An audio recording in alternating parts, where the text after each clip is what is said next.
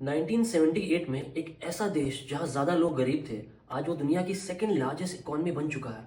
जी हाँ, ये स्टोरी है चाइना की। और इसका ग्रोथ सिर्फ फास्ट नहीं, ऑलमोस्ट अनबिलीवेबल है। सब कुछ चेंज हुआ जब वहां के एक लीडर डेंग सियापिंग ने एक बोल्ड डिसीजन लिया। उन्होंने कहा बिल्ली का रंग क्या है उससे फर्क नहीं पड़ता, वो चूहा पकड़ती है या नहीं ये मैटर करता है। मतलब सिंपल था, आइडियोलॉजी छोड़ो, रिजल्ट्स पे फोकस करो। चाइना ने सोशलिज्म से थोड़ा साइड होके कैपिटलिज्म को कंट्रोल तरीके से अलाउ किया, फॉरेन कंपनीज को बुलाया, फैक्ट्रीज लगवाई और धीरे धीरे चाइना बन गया फैक्ट्री ऑफ द वर्ल्ड। पर असली गेम सिर्फ फैक्ट्रीज नहीं था, असली गेम था एग्जीक्यूशन स्पीड।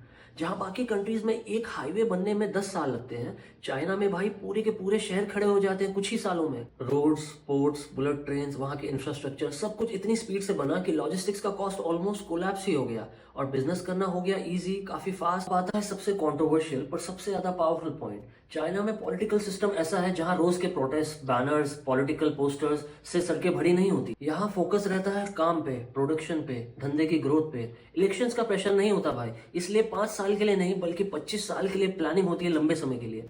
एंड करप्शन की बात करें तो कंप्लीटली खत्म तो नहीं है, पर काफी हद तक स्ट्रॉन्ग कंट्रोल है यहाँ की गवर्नमेंट का करप्शन और बाकी चीजों के ऊपर। प्रेसिडेंट शी जिनपिंग के टाइम पे इतने बड़े लेवल पे एंटी करप्शन ड्राइव चला था यहाँ पे कि टॉप ऑफिशियल्स तक को हटा दिया गया।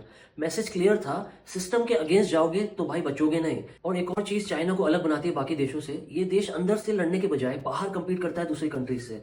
Global trade, technology, manufacturing hub, हर जगह डोमिनेंस चाहिए। पर हर चीज की एक कॉस्ट होती है। ये ग्रोथ आई है स्ट्रिक्ट कंट्रोल के साथ, लिमिटेड फ्रीडम के साथ और एक ऐसा सिस्टम के साथ जहां ऑपोजिशन की जगह बहुत कम है। सवाल ये नहीं है कि चाइना सही है यहाँ पे या गलत है, सवाल ये है इंडिया जैसे डेमोक्रेसी में जहां पे हर 5 साल में इलेक्शंस होते हैं, जहां डेवलपमेंट के साथ साथ पॉलिटिक्स भी चलती है, क्या हम भी कभी चाइना की तरह उस स्पीड से ग्रो कर पाएंगे या नहीं?